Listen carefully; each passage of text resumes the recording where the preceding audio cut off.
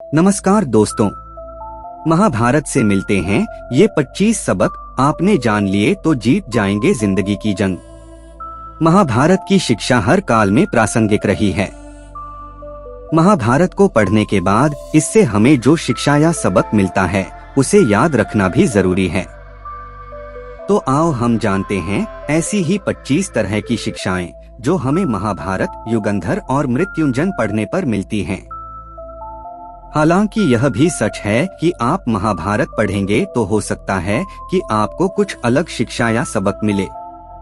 जीवन हो योजनाओं से भरा, जीवन के किसी भी क्षेत्र में बेहतर रणनीति आपके जीवन को सफल बना सकती है, और यदि कोई योजना या रणनीति नहीं है तो समझो जीवन एक अराजक भविष्य में चला जाएगा जिसके सफल होने की कोई गारंटी नहीं। भगवान श्री कृष्ण के पास पांडवों को बचाने का कोई मास्टर प्लान नहीं होता तो पांडवों की कोई औकात नहीं थी कि वे कौरवों से किसी भी मामले में जीत जाते। संगत और पंगत हो अच्छी, कहते हैं कि जैसी संगत वैसी पंगत और जैसी पंगत वैसा जीवन। आप लाख अच्छे हैं लेकिन यदि आपकी संगत बुरी है तो आप बर्बाद हो जाएंगे। लेकिन यदि आप लाख बुरे हैं और आपकी संगत अच्छे लोगों से है और आप उनकी सुनते भी हैं तो निश्चित ही आप आबाद हो जाएंगे। कौरवों के साथ शकुनी जैसे लोग थे जो पांडवों के साथ कृष्ण। शकुनी मामा जैसी आपने संगत पाल रखी है तो आपका दिमाग चलना बंद ही समझो। अधूरा ज्ञान घातक, कहते हैं कि अधूरा ज्ञान सबसे खतरनाक होता है। इस बात का उदाहरण है अभिमन्यु।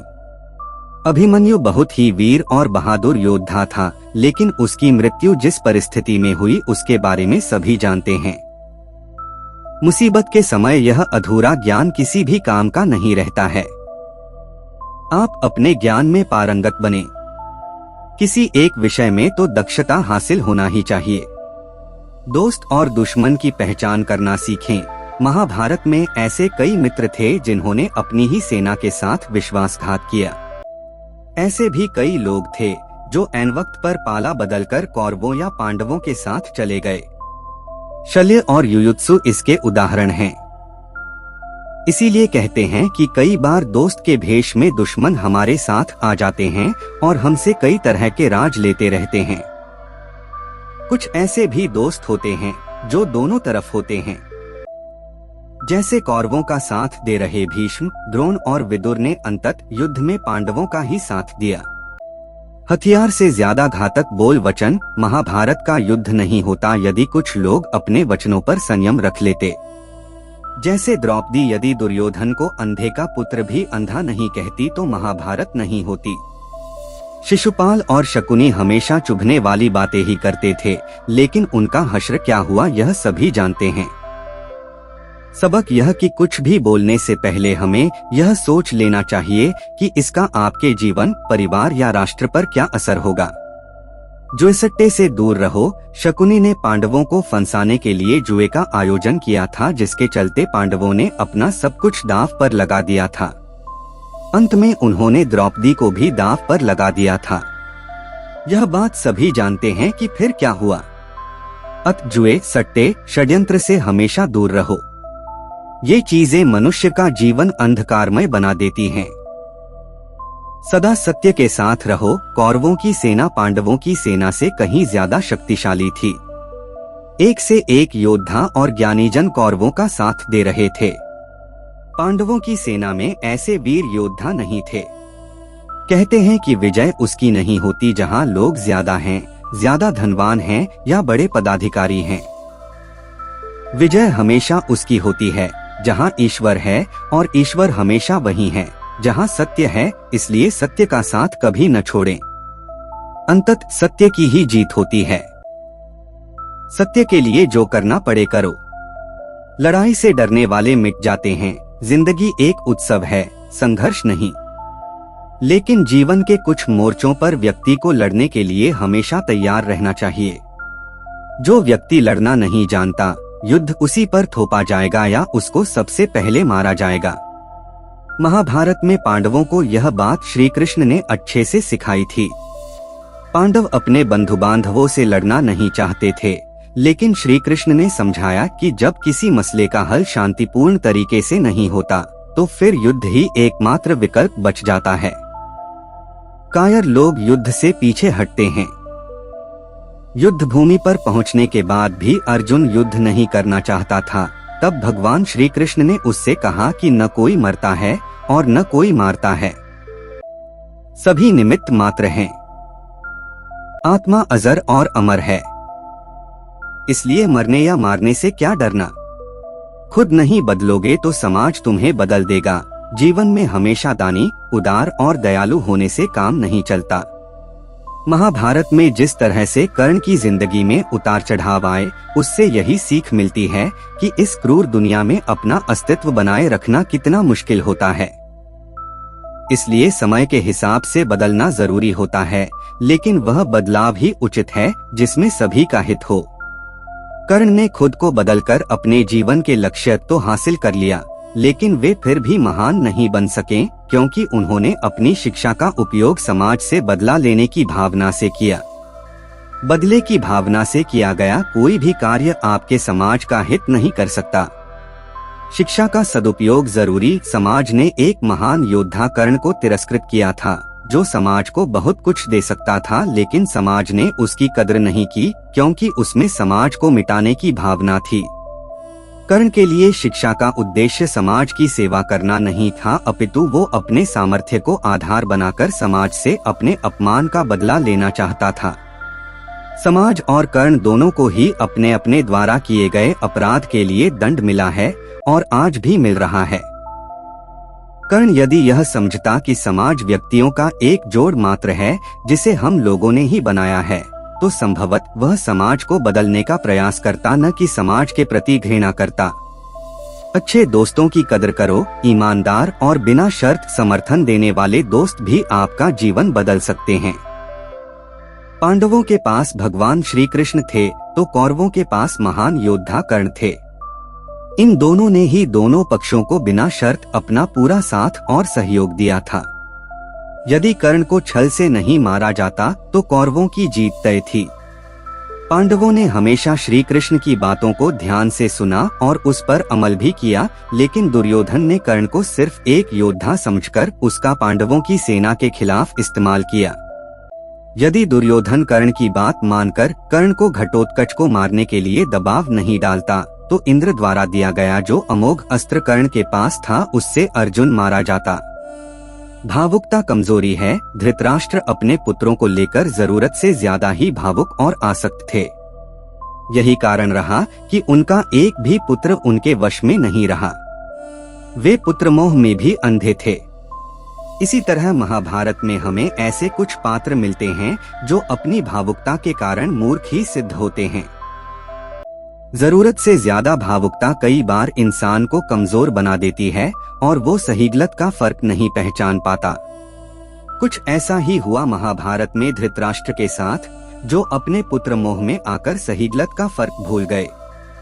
शिक्षा और योग्यता के लिए जुनूनी बनो। व्यक्ति के जीवन में उसके द्वारा हासिल शिक्षा और उसकी कार्य योग्यता ही काम आती है। दोनों के प्रति एकलव्य जैसा जुनून होना चाहिए, तभी वह हासिल होती है। अगर आप अपने काम के प्रति जुनूनी हैं, तो कोई भी बाधा आपका रास्ता नहीं रोक सकती। कर्मवान बनो। इंसान की जिंदगी जन्म और मौत के बीच की कड़ी भर है। यह जिंदगी बहुत छोटी है। कब दिन गुजर जाएंगे आपको पता भी नहीं चलेगा, इसलिए प्रत्येक दिन का भरपूर उपयोग करना चाहिए। कुछ ऐसे भी कर्म करना चाहिए जो आपके अगले जीवन की तैयारी के हों। ज्यादा से ज्यादा कार्य करो। घर और कार्यालय के अलावा भी ऐसे कार्य करो जिससे आपकी संतानें आपको याद रखें। गीता यही संदेश देती है कि हर पर ऐसा कार्य कर जो तेरे जीवन को सुंदर बनाए। अहंकार और घमंड होता है पतन का कारण। अपनी अच्छी स्थिति, बैंक बैलेंस, संपदा, सुंदर रूप और विद्वता का कभी अहंकार मत कीजिए। समय बड़ा बलवान है। धनी, ज्ञानी, शक्तिशाली पांडवों ने वनवास भोगा और अतिसुंदर द्रौपदी भी उनके साथ वनों में भटकती रही। समय के खेल निराले हैं। जिस अम्बा का जीवन भीष्म के कारण बर्बाद हो गया था, उसने शिखंडी के रूप में जन्म लेकर भीष्म से बदला लिया था। महाभारत में ऐसे कई उदाहरण हैं जिनसे यह प्रेरणा मिलती है कि घमंड को पतन का कारण बनने में देर नहीं लगती है। कोई भी संपत्ति किसी की भी नहीं है। अत्यधिक लालच इंसान की जिंदगी को नर्क बना देता है। जो आपका नहीं है उसे अनीतिपूर्वक लेने, हड़पने का प्रयास न करें। आज नहीं तो कल उसका दंड अवश्य मिलता है। भगवान श्री कृष्ण कहते हैं कि आज जो तेरा है, कल बीता हुआ कल किसी और का था और कल आने वाला कल किसी और का हो जाएगा। अतः संपत्ति और वस्तुओं से आसक्ति मत पाल, यह तेरी मृत्यु के बाद यहीं रखे रह जाएंगे। अर्जित करना है तो परिवार का प्रेम और अपनत्व अर्जित कर, जो हमेशा तेरे साथ रहेगा। ज्ञान का हो सही क्रियान्वयन। शिष्य या पुत्र को ज्ञान देना माता पिता व गुरु का कर्तव्य है, लेकिन सिर्फ ज्ञान से कुछ भी हासिल नहीं होता। बिना विवेक और सद्बुद्धि के ज्ञान अकर्म या विनाश का कारण ही बनता है। इसलिए ज्ञान के साथ विवेक और अच्छे संस्कार देने भी जरूरी हैं। हमने ऐसे कई व्यक्ति देखे हैं जो है तो बड़े ज्ञानी, लेकिन व्यक्तित्व से दब्बू या खब्बू हैं या किसी जंगल में धूनी रमाकर बैठे हैं। उनके ज्ञान से न तो परिवार का हित हो रहा है और न समाज का। ऐसे लोगों को कहते हैं अपने मियां मिट्ठू। खुद लिखे और खुद ही बाँचे। दंड का डर जरूरी, न्याय व्यवस्था वही कायम रख सकता है जो दंड को सही रूप में लागू करने की क्षमता रखता हो। यह चिंतन घातक है कि अपराध से घृणा करो, अपराधी से नहीं। दुनिया भर की जेलों से इसके उदाहरण प्रस्तुत किए जा सकते हैं कि जिन अपराधियों को सुधारने की दृष्टि से पुनर्वास कार्यक्रम चलाए गए, उन्होंने समाज में जाकर फिर से अपराध को अंजाम दिया है। अपराधी को हर हाल में दंड मिलना ही चाहिए। यदि उसे दंड नहीं मिलेगा तो समाज में और भी अपराधी पैदा होंगे और फिर इस तरह संपूर्ण समाज ही अपराधियों का समाज बन जाएगा। युधिष्ठिर के अहिंसा में उनके विश्वास को देखते हुए युद्ध के बाद भीष्म को उन्हें उपदेश देना पड़ा कि राजधर्म में हमेशा दंड की जरूरत होती है, क्योंकि प्रत्येक समाज में अपराधी तो होंगे ही। दंड न देना सबसे बड़ा अपराध होता है। न्याय की रक्षा जरूरी। न्याय हमेशा उन लोगों के साथ होता है जो शक्तिशाली हैं या जो न्याय पाने के लिए प्राणपण से उत्सुक हैं। जिन्होंने अपने लिए न्याय मांगा है, उनके साथ ईश्वर ने न्याय किया भी है। मांगोगे नहीं तो मिलेगा भी नहीं, यह प्रकृति का नियम है। गुरु द्रोणाचार्य ने कर्ण और एकलव्य के साथ जरूर अन्याय किया था, लेकिन आज दुनिया अर्जुन को सर्वश्रेष्ठ धनुर्धर नहीं मानती, क्योंकि कर्ण और एकलव्य ने हमेशा न्याय की मांग की और अंत में आज दुनिया उन्हें श्रेष्ठ धनुर्धर मानती है। महाभारत हमें सिखाती है कि न्याय की रक्षा करना कितना जरूरी है। लेकिन यह भी एक कटु सत्य है कि न्याय सिर्फ शक्तिशाली लोगों के साथ ही है।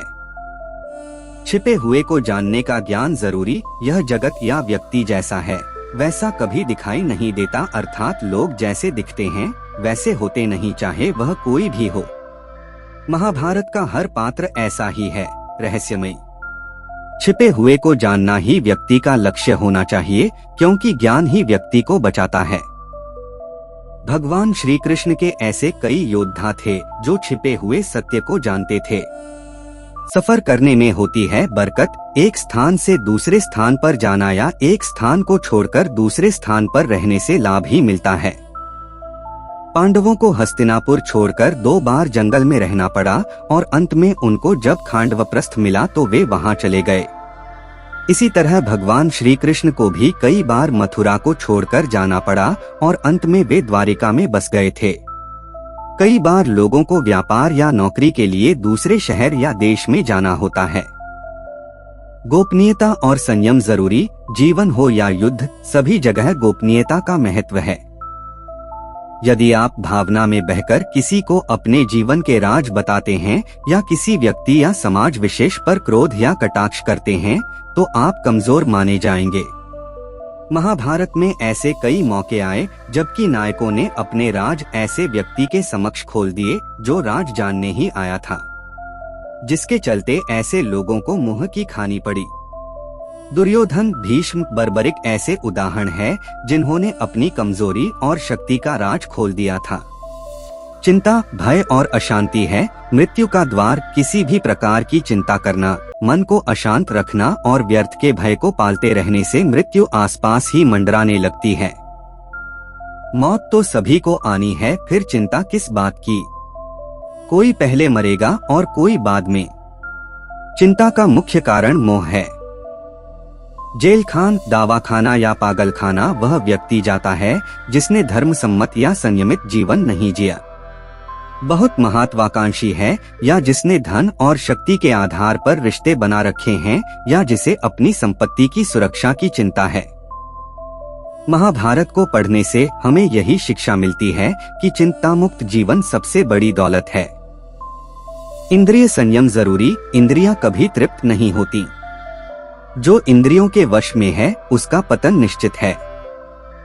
बहुत से लोग आजकल किसी न किसी प्रकार की आदत या नशे के गुलाम हैं।